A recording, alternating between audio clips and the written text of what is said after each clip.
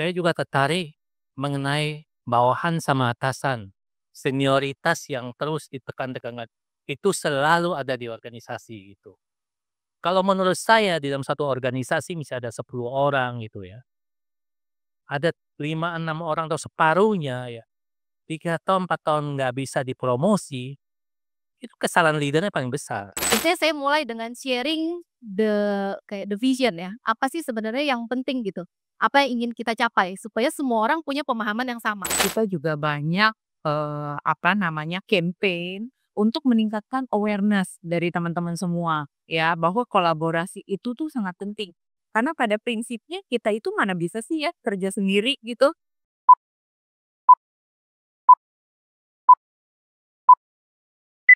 Oke, selamat siang Bapak Ibu sekalian. Assalamualaikum warahmatullahi wabarakatuh. Salam, Om Swastiastu, Namo Buddhaya, dan salam kebajikan.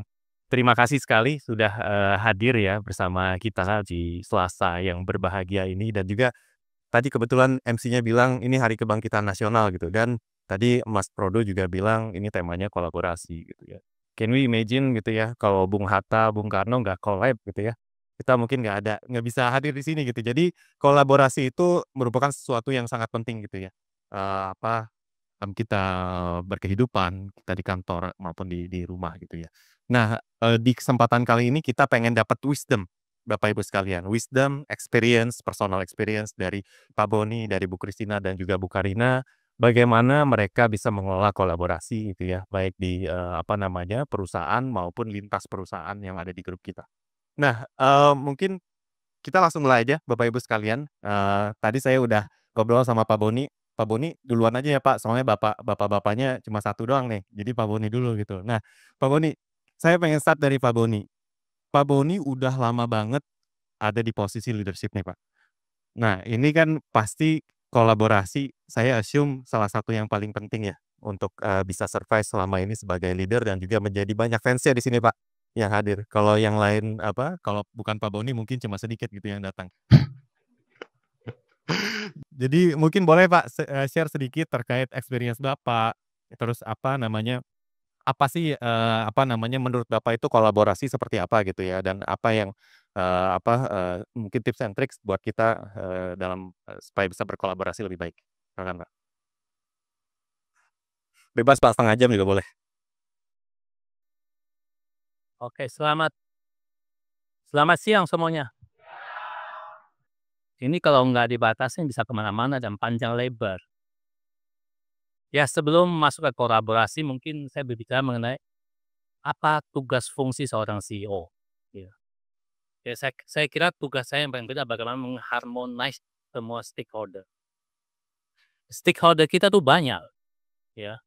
Stakeholder itu bukan hanya pemegang saham ya, karena kita bekerja pada sesuatu yang berkaitan dengan sumber daya alam. Jadi pendekatan kita ada pendekatan stakeholder, ya. Salah satu ada pemegang saham ya, kedua ada bank, ada pemerintah, mitra kerja, dan yang paling penting ada karyawan kita semua. Itu adalah salah satu stakeholder kita. Dan bagaimana saya harus mengharmonize ini semua gitu. Itu pekerjaan yang nggak gampang, kelihatannya gampang, itu betul-betul sulit ya, nggak gampang. Karena stakeholder ini juga berkaitan dengan sosial ya, lingkungan ya, sosial nanti berkaitan dengan politisi ya, premanisme ya, macam-macam. Ya itu semua harus kita atur supaya harmonize. Kalau ini nggak bisa diatur harmonize, nggak ada kolaborasi, nggak mungkin terjadi. Nggak mungkin kita bisa sebesar itu. Saya kira yang paling penting hari ini pasti Anda mau mendengar mengenai stakeholder adalah mengenai karyawan kan. Yang lain-lain mungkin enggak, tapi kerjaan itu cukup besar. Kalau karyawan mungkin hanya 25-30%. Ya, sisanya stakeholder yang lain. Nah,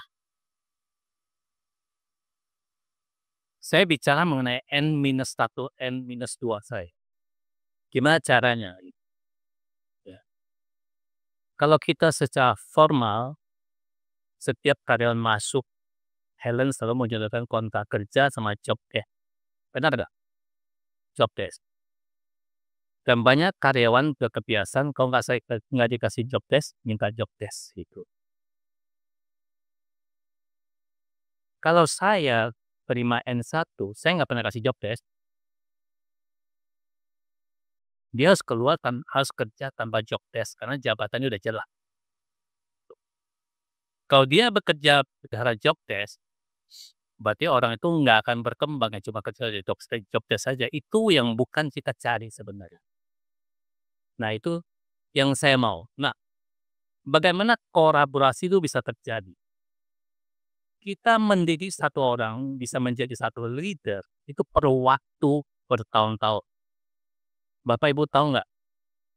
Saya kerja sudah berapa tahun? Saya kerja udah 32 tahun ya. Saya jadi CEO pertama pada umur 37. Ya. Pada perusahaan sumber daya alam juga yang nggak beda jauh. Umur 37. Nah, bagaimana cara kita membawa orang menjadi berhasil jadi leader? Itu adalah objektif saya.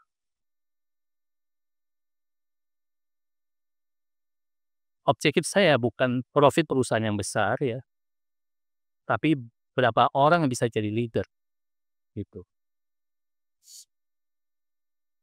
Itu yang paling penting. Nah, bagaimana kita bisa mendapatkan seorang leader yang betul-betul genuine?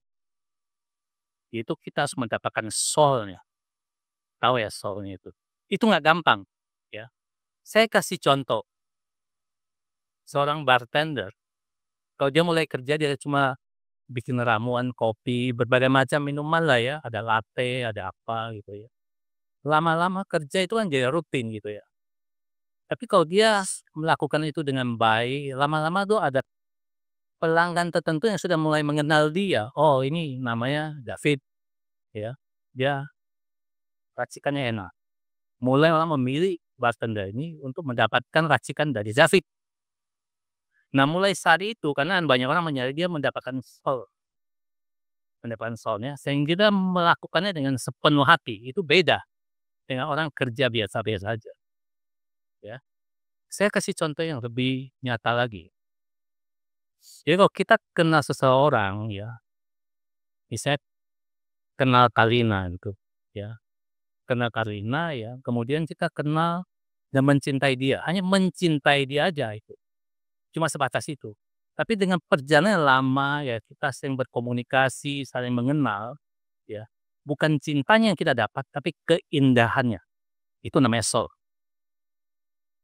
Ya, keindahannya yang ada dalam diri Karina itu.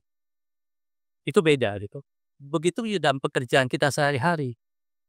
Bagaimana kita bisa merasa kerja itu tanpa stres dan tanpa beban. Yaitu kita harus mendapatkan soul-nya itu. Ya. Seorang marketing bukan hanya menjual saja ya. Bukan hanya mendeliver saja.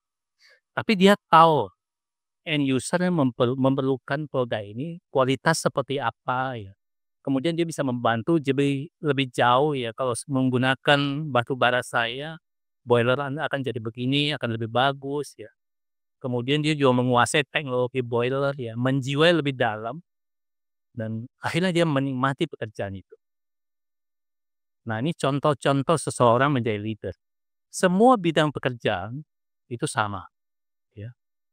Jadi bagaimana kita bekerja itu sehari-hari tidak merasa stres. Tidak merasa dia beban ya. Saya lihat banyak teman-teman kita kadang-kadang merasa tertekan gitu ya. Tertekan. Kenapa? Karena belum menjiwai. Kalau udah menjiwai dan mau berkembang, itu beda. Dan saya ketemu generasi muda ya. Contohnya ada Chansa ini, BEP. Coba berdiri Chansa. Ini masih muda ini. Ya, silakan duduk. Ini aktif ya. Aktif ya. Mencari problem, mencari masalah dia itu. Bukan menyelesaikan masalah, dia mencari masalah dan diselesaikan. Mencari masalah lagi diselesaikan. Mencari masalah lagi diselesaikan. Dan mendapatkan hasil. Dan dia menghadapi banyak orang ya. Setiap bagian dia temuin. Dengan berbagai tingkah laku yang aneh-aneh. Benar lah Chansa? Tingkah lakunya kan aneh-aneh kan? Apalagi yang udah senior-senior ya, yang udah umur 50, 60 tahun merasa pengalamannya lebih berharga ya, itu rumit rumit. Itu yang terjadi. Jangan kita berpikir bahwa kita udah senior, jam terbang kita lebih berharga daripada orang lain yang masih muda-muda, ya. Pengalaman itu kadang-kadang bisa mencelakakan kita loh, hati-hati, dan mencelakakan orang lain. Jadi kasih kesempatan yang muda-muda itu untuk berinovasi dan berkarya. Cara pikir mereka itu berbeda sama kita, ya, dan menghasilkan sesuatu yang lebih baik. Itu saya merasakan. Saya selalu minta Helen cari orang yang paling pintar, rekrut orang yang paling pintar gitu, supaya saya nggak usah kerja gitu. Saya tinggal ngajarin ya, kasih wisdomnya begini, ya kerangkanya begini gitu. Enak kan? Tapi mereka punya aktivitas untuk maju. Jadi seorang leader harus punya apa namanya? Konsep begitu. Mendidik orang lebih penting. Jadi bukan jadi seorang manajer 100% waktu yang dipakai untuk bekerja itu salah besar. Salah besar. 40% harus dipakai untuk mendidik bawahannya, mendevelop bawahannya. One-on-one meeting itu penting daripada bikin weekly, daily meeting tiap hari secara formal. One-on-one meeting lebih penting karena itu lebih mengena, kita tahu ya. Karena bekerja itu bukan semata-mata hanya menyangkut pekerjaan, tapi itu menyangkut hati, ya. Kita mesti tahu hati orang ini kemana gitu. Passion-nya kemana, kena atau enggak gitu. Jadi tidak ada pekerjaan yang tidak melibatkan hati, semua pekerjaan melibatkan hati. Pekerjaan di belakang meja semua juga melibatkan hati, pekerjaan accounting juga melibatkan hati. Kalau hatinya nggak di sana, pekerjaannya ya, wah kayaknya saya ngomong panjang lebar, udah bahaya. Tolong diarahkan ngomong Siap, kemana, baik, nanti Pak. bahaya. 2 jam nggak selesai. Saya kira udah cukup ya. Masih yang lain? Siap, Pak. Ya, kasih. Nanti tanya jawab aja. Saya jawab. Baik, keasikan nih Pak Boni ini. Tapi saya tadi sempat ambil beberapa poin dari Bapak. Salah satunya adalah kasih kesempatan. Saya rasa kalau kita ngomongin kolaborasi, kita kan harus open mind gitu ya. Kita kasih kesempatan untuk orang yang berbeda dari segi usia gitu ya. Yang senior kasih kesempatan yang junior, yang di Jakarta kasih kesempatan yang di Surabaya misalkan. Nah, ngomong-ngomong soal perbedaan dan kasih kesempatan, saya mau masuk ke Bu Christina nih Bu. Nah, boleh nggak share sedikit experience Ibu gitu ya, building collaboration di organisasi yang beragam gitu, lintas geografi, lintas generasi gitu ya. Ada nggak pengalaman-pengalaman dan mungkin wisdom yang bisa Ibu share gitu ke kita semua? Mungkin, pengalaman saya kan di Bank Sinarmas ya, di mana bank ini, memiliki struktur yang mungkin cukup kompleks dibandingkan dengan financial services company lain. Di mana kita maintain hampir 5.000 orang dengan perbedaan background yang sangat bervariasi ya. Jadi apa yang kita lakukan di bank itu untuk, level leader khusus mengenai kolaborasi, untuk level leader itu kita coba trigger dari KPI. Di mana KPI dengan unit-unit yang sangat berhubungan, itu kita mirror. Misalnya sales dengan produk ya, itu yang udah sangat berkaitan. Di mana jangan sampai misalnya, sales nggak achieve, itu produknya jelek gitu kan. Atau sebaliknya, itu orang nggak bisa jualan gitu. Jadi kita selalu bikin itu KPI itu mirror. Jadi satu berhasil, dua-dua berhasil ya.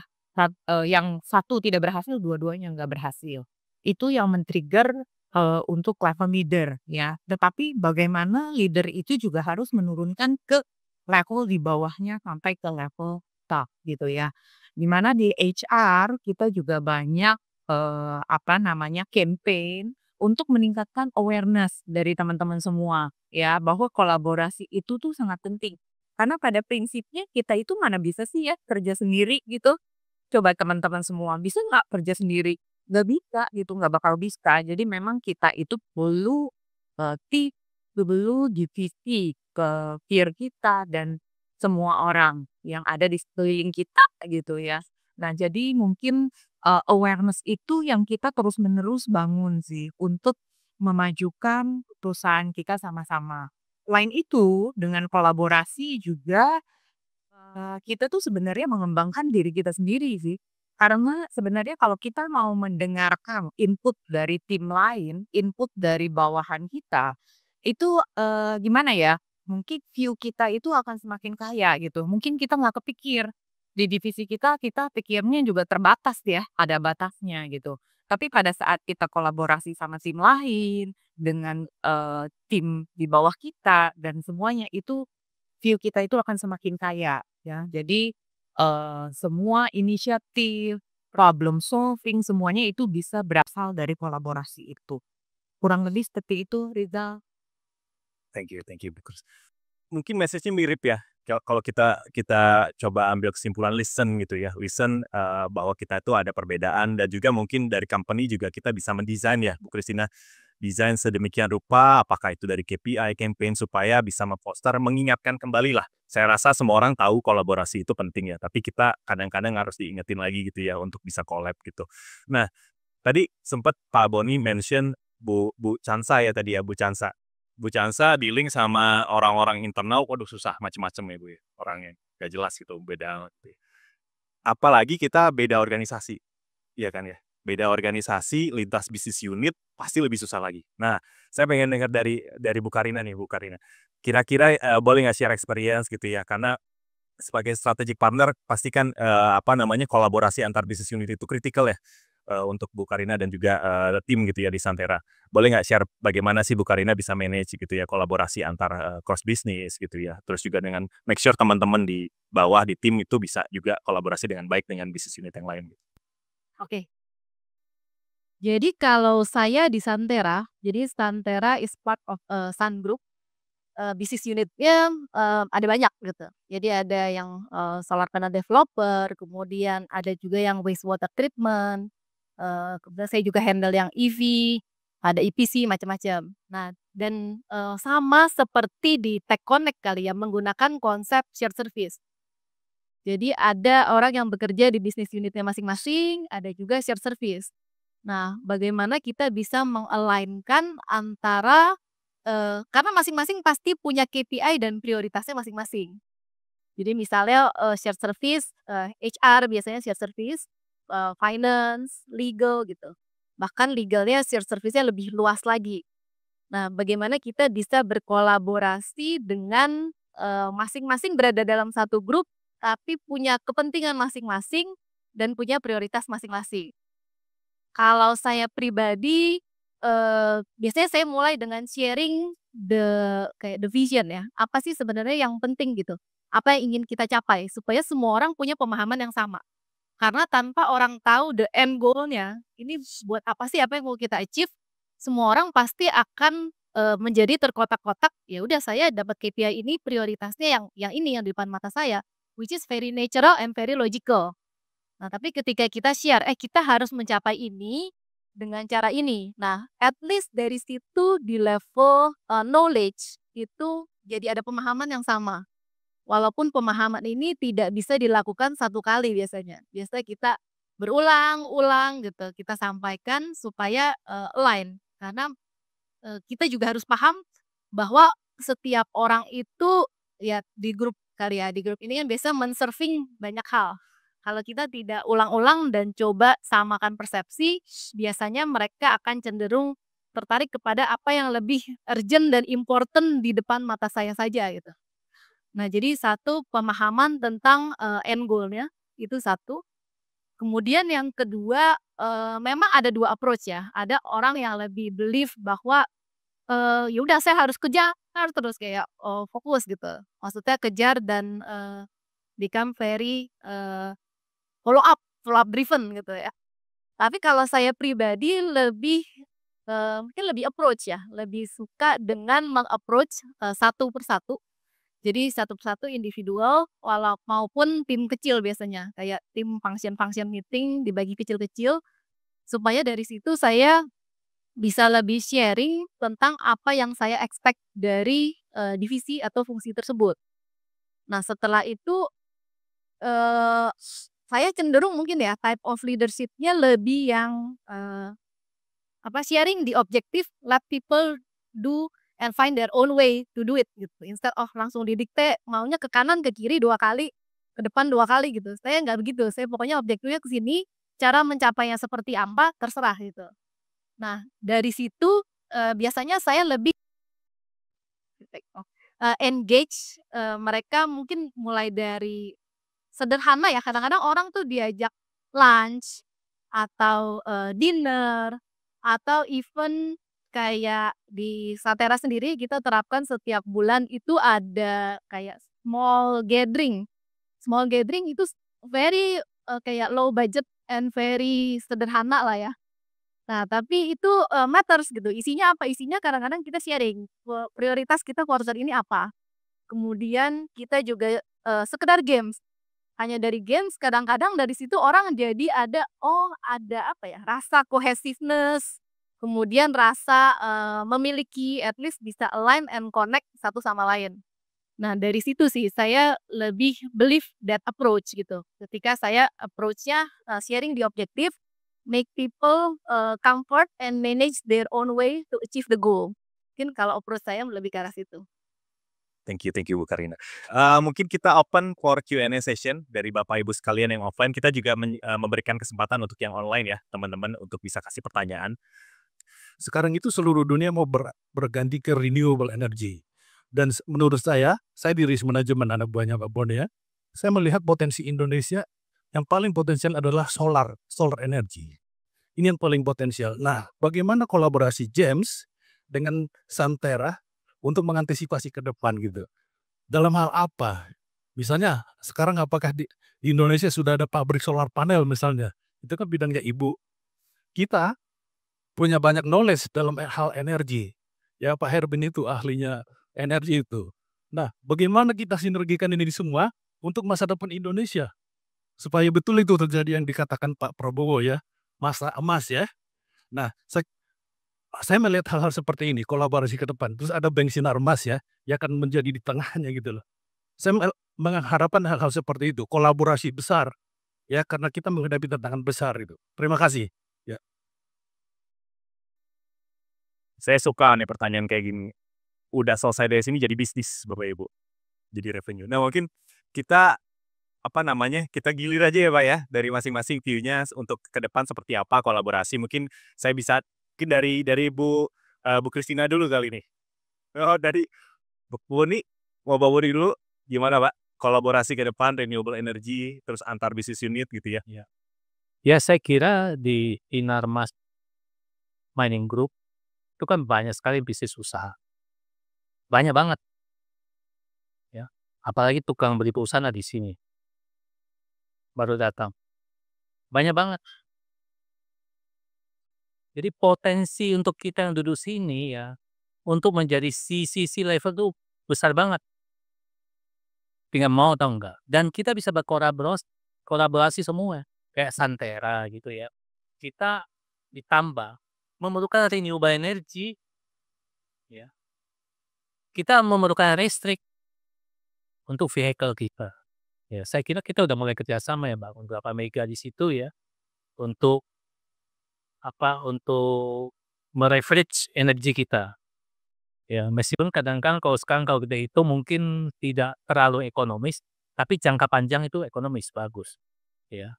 Dan juga dari perbankan kita banyak sekali mitra kerja gitu. Bank Sinarmas bisa datang ke kita. Kira-kira mitra kerja yang seperti apa yang bisa kita provide dari Bank Sinarmas? Mereka perlu kredit. Gitu. Itu bisa kita kolaborasikan banyak ya. Saya kira sudah ada beberapa ya dari Bank Sinarmas ya masuk ke beberapa mitra kita. Itu contohnya. Mungkin lanjut ke Bank Sinarmas karena udah di-mention Bank Sinarmas Bu Kris. Silakan. Mungkin kita ini kan beruntung ya punya ekosistem yang begitu luas ya. Jadi kolaborasi dan sinergi antar unit perusahaan itu sebenarnya udah terjadi. Misalnya di Bank Sinarmas ya, kita kan disburse loan. loan juga kan ada sampai ke supply chain, ke perusahaan-perusahaan mungkin suppliernya dari mining. Udah gitu dari sisi individualnya. Sisi individualnya karyawan semua itu kan payroll dengan Bank Sinarmas. Sebenarnya masih banyak. Nah, kebetulan ada Bu Eni. Karyawannya itu bisa KTA, bisa mortgage, bisa semua kartu kredit ya dengan Bank Sinarmas. Jadi itu yang kita akan harus kembangkan ke depannya sih. Jadi memperluas lagi sinergi yang udah ada saat ini. Kalau Pak Boni beli perusahaan, karyawannya ya kita semua.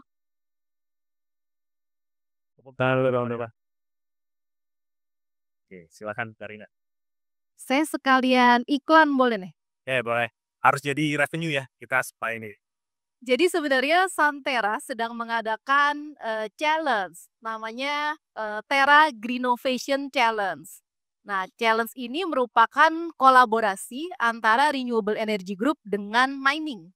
Dan miningnya bukan hanya games, tapi semua grup mining, termasuk Braucol Group, kemudian IBPRMB. Nah, semua kita invite. Nah, 2 hari lagi, which is lusa, itu final presentation. Jadi memang kita bersyukur animonya sangat banyak. Tentunya tidak terlepas dari karena dukungan Pak Boni yang juga mem-push supaya banyak peserta yang mendaftar untuk challenge tersebut. Challenge ini isinya tentang bagaimana kita bisa mengimplementasikan renewable energy di tambang, di mining. Jadi for sustainable mining operation. Jadi ini didukung Pak Boni, Pak Iboy, kemudian Pak Herdin, Pak Suhendra, Pak Ardi, dan semua, Mas Yogi juga dan semua leader-leader di mining. Total peserta yang kita pikir, oh ini event pertama cukup mungkin agak takut-takut gitu yang ikut nggak banyak. Ternyata ikut 46 tim yang register. Tepuk tangan dulu dong teman-teman. Nah, dan dari 46 tim semua proposalnya bagus-bagus.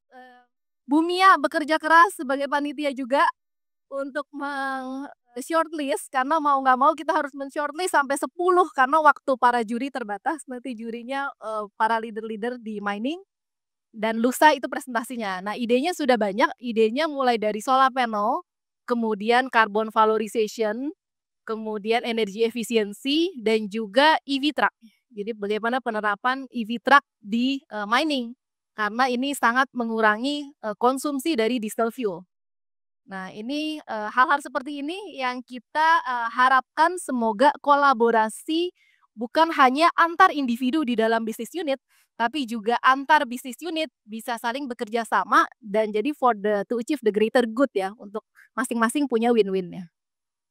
Oke, terima kasih banyak. Kita kasih applause dulu untuk para narasumber kita.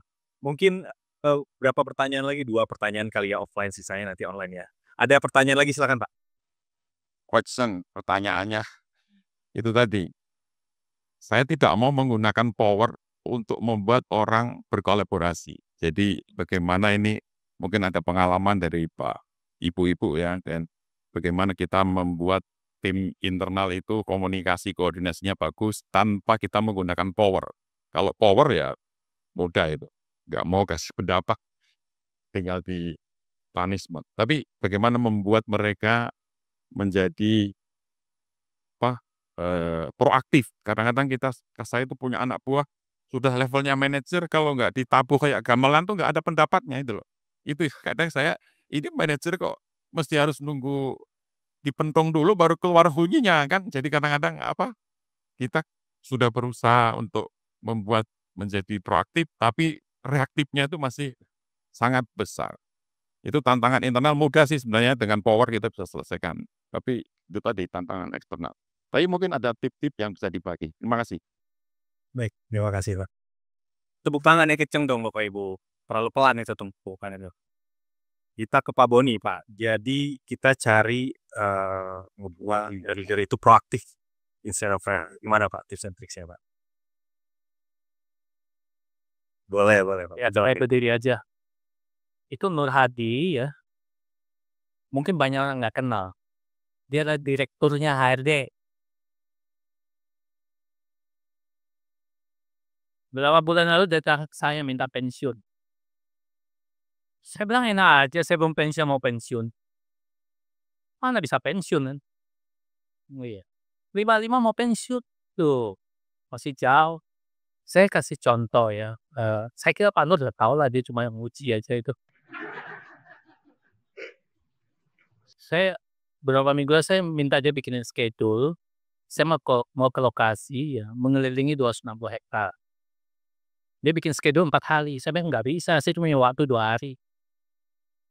Terus saya bantu, terpaksa saya coret-coret kasih dia, gitu. Ternyata mungkin udah bocor ke mana-mana karena tadi Yuli udah tanya, "Pak, nggak salah itu jam 4 pagi?"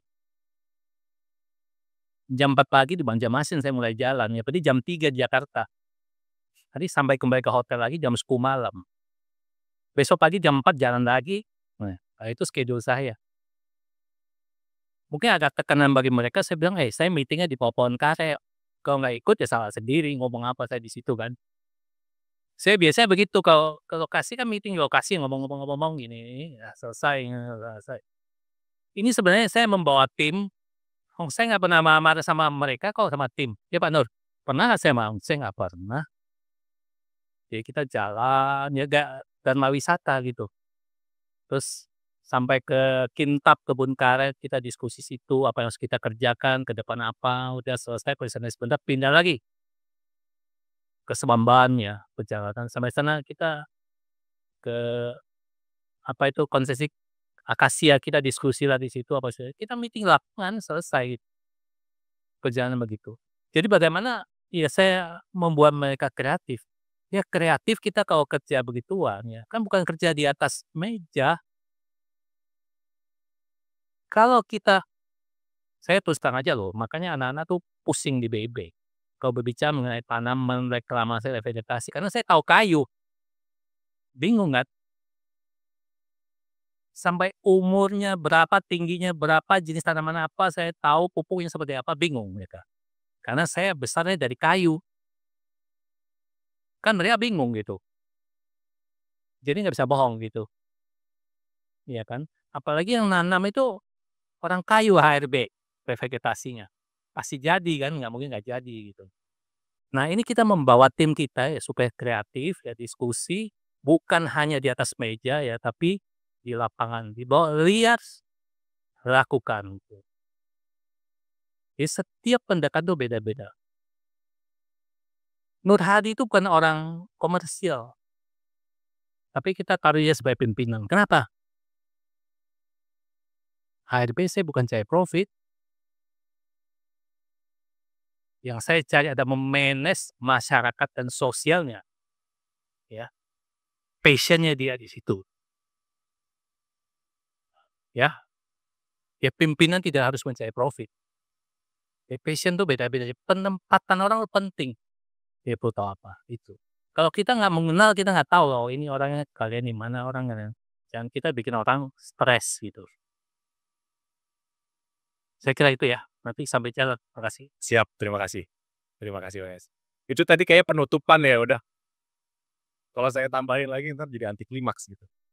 Tapi ada pertanyaan lagi nggak? Mungkin dari online belum ada ya? Ada nggak, panitia? Belum ada. Atau offline satu lagi ya? Satu pertanyaan lagi mungkin silakan kalau ada pertanyaan. Saya izin bertanya pada Bapak Ibu CEO, mengenai pengalaman, bagaimana menurut Bapak Ibu mengenai KPI, yang sudah di-set-up, di masing-masing divisi gitu, terus kemudian, kita melakukan kolaborasi antar lintas business unit bahkan, lintas fungsi. Karena terkadang saya, merasa bahwa KPI ini menjadi salah satu bottleneck juga. Walaupun kita sudah memberikan penjelasan objektif dari, level C kita maunya A dan kita sudah sampaikan, tapi terkadang begitu kita masuk ke dalam working level, itu tidak semudah yang dibayangkan. Terkadang apalagi, kalau kita engage, mohon maaf, yang lebih tua, terus kemudian yang pengalamannya jauh lebih banyak, kemudian sudah lama di organisasi, kadang, kita sebagai yang lebih muda ini kurang disayang dan diperhatikan, seperti itu. Jadi harapannya sih, apabila ada, rekan-rekan kita yang jauh lebih muda dibandingkan kita, kita berikan arahan, terus kita berikan kasih sayang lebih agar tidak, tidak merasa dikecilkan gitu ya dari, pengalaman-pengalaman yang kita miliki. Terima kasih. Baik, terima kasih itu pertanyaannya. Ini bukan buat Pak Boni tadi kayaknya anak muda kayaknya Pak pertanyaan. Jadi mungkin untuk Bu Karina dan Bu Christina. Nah,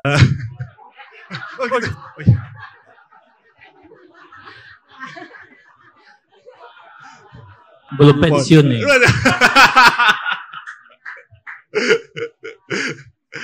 Oke, mungkin saya start dari Bu Karina dulu. Bu Karina gimana menurut Bu Karina? Tadi saya konfirmasi dulu ya pertanyaannya ya. Jadi, KPI maksudnya walaupun karena KPI sudah di-set, sehingga kadang-kadang menghambat kolaborasi gitu ya? Oke oke. Wah, it happens sih. Jadi kita masing-masing sudah punya KPI masing-masing yang tiba-tiba ada inisiatif setelah KPI tersebut di-setting, ada inisiatif baru yang masuk, sehingga individu tersebut jadi harus memilih nih, terbelah hatinya. Apakah saya hanya fokus mengejar KPI atau saya juga mengerjakan hal lain yang di luar KPI tapi bisa mempromot collaboration? Sulit ya? Nah, kalau tadi, di awal Pak Boni sempat sharing juga, tadi ada kata-kata soul ya. Jadi kalau orang yang sudah bekerja dengan soul gitu, udah dengan hati, dia bekerjanya di luar job desk. Nah, mungkin ini juga bisa di luar, KPI, bagaimana, secara individu itu bisa mempromot atau mengekspand dirinya untuk bisa bekerja di luar KPI.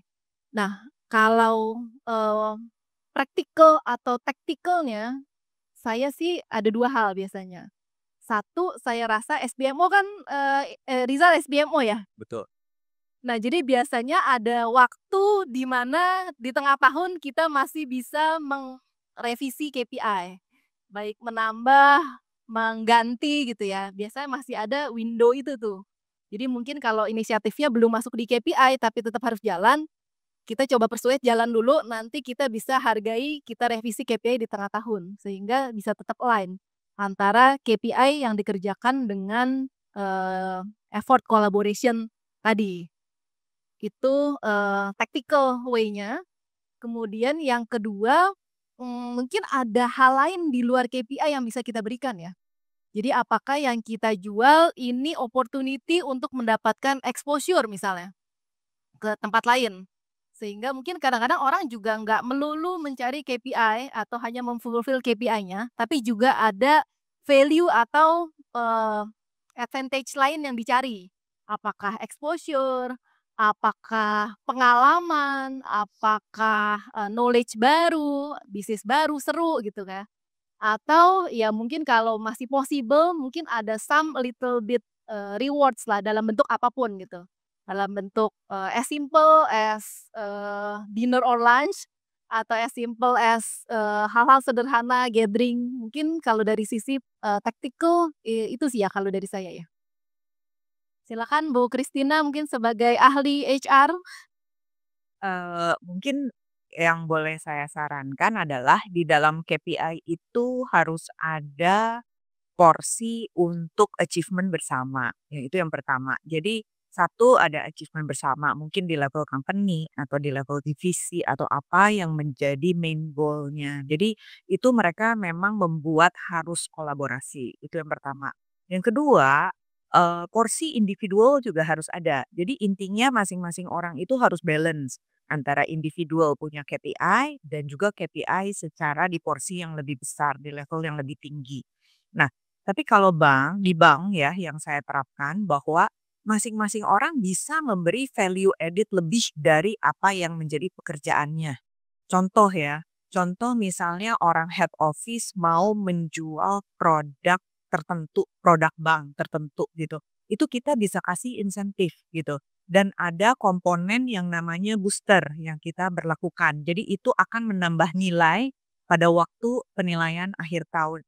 Jadi intinya kita mau menyediakan semua wadah untuk hal-hal yang positif yang bisa dilakukan oleh karyawan ya, extra effort yang memang mungkin di luar pekerjaannya. Itu justru kita sebagai di sisi company jauh lebih senang gitu. Karena kalau misalnya yang berpartisipasi banyak bisa extra effort ya dari apa yang ada di KPI itu bisa memberikan impact yang lebih baik untuk perusahaan. Baik, terima kasih banyak. Pak Boni mau nambahin, Pak? Iya dong, KPI. Kalau dengan KPI saya ngomong nggak enak. Jadi KPI yaitu penerapannya harus hati-hati, ya. Kebetulan Ihsan di sini. Harus hati-hati. KPI kalau diterapkan secara kaku, itu bisa mengganggu pertumbuhan perusahaan. KPI per divisi boleh, per departemen boleh, tapi nggak boleh secara kaku. Karena objektif perusahaan secara keseluruhan itu yang harus dilihat. Ya. Karena banyak perusahaan melakukan KPI ini gagal dan bikin rumit gitu. Saya bukan bilang KPI kita jelek, enggak. Tapi tolong direview benar-benar ya, karena banyak hal yang tidak bisa diukur secara kuantitatif. Banyak hal yang harus diukur secara kualitatif ya. Contohnya pekerjaan sosial ya, pekerjaan safety, menyangkut mengenai psikologi manusia ya. Pekerjaan mengenai lingkungan ya. Itu harus dilihat hati-hati ya. Saya juga tertarik mengenai bawahan sama atasan. Senioritas yang terus ditekan-tekan itu selalu ada di organisasi itu. Kalau menurut saya di dalam satu organisasi misalnya ada 10 orang gitu ya. Ada 5-6 orang atau separuhnya ya. 3 tahun 4 tahun nggak bisa dipromosi, itu kesalahan leadernya paling besar. Dengarin baik-baik. Kesalahan leadernya paling besar. Kenapa dia nggak bisa maju, nggak bisa promosi? Apa salahnya? Lu sebagai leader kan 40% waktu adalah untuk membantu bawahan kita, menjadikan dia lebih baik. Menjadikan dia bisa dapat penghasilan yang lebih baik. Ya. Jadi kalau kamu punya 10 bawahan gitu, ya. Ada 5-6 orang yang sudah 5-6 tahun begitu-begitu aja, waduh. Itu sih parah itu atasannya. Atasannya parah kalau saya bilang. Ya, coba dilihat, direnungkan kembali gitu, direnungkan kembali. Kita memperhatikan mereka enggak? Tiap orang jadi profile gitu. Kan kita sebagai leader, sebagai HRD juga, kita mesti memprofile anak buah kita gitu, bawahan kita.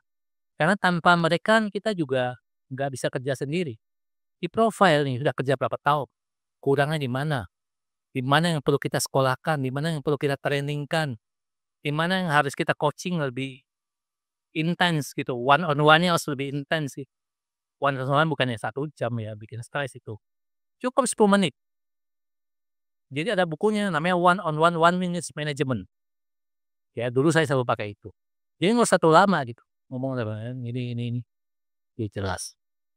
Jadi di develop itu. Ya itu kira-kira KPI dan Siap. semua. Makasih. Baik, terima kasih banyak, Pak. Tepuk tangan dulu untuk para panelis. Ini Bapak Ibu sekalian nggak terasa nih kita udah masuk ke jam 2:30 lebih ya. Terima kasih banyak Pak Boni, Bu Christina, Bu Karina gitu ya udah bisa menyempatkan waktu sharing ke kita semua gitu ya di sini dan juga mudah-mudahan kita bisa terus berbagi ya Mas Rodo next month, next quarter gitu ya dengan dengan fasilitator, moderatornya mungkin ganti ya. Next time saya mulu bosen. Dan juga membicara juga yang sama berkualitasnya, ini tantangan juga nih buat teman-teman gitu ya. Jangan sampai ini paling tinggi nih di sini gitu kan. Saya kira kita cukup sampai di sini sisi diskusinya. Mewakili teman-teman dan juga para pembicara, saya ucapkan terima kasih. Wabillahi taufiq wal hidayah. Wassalamualaikum warahmatullahi wabarakatuh.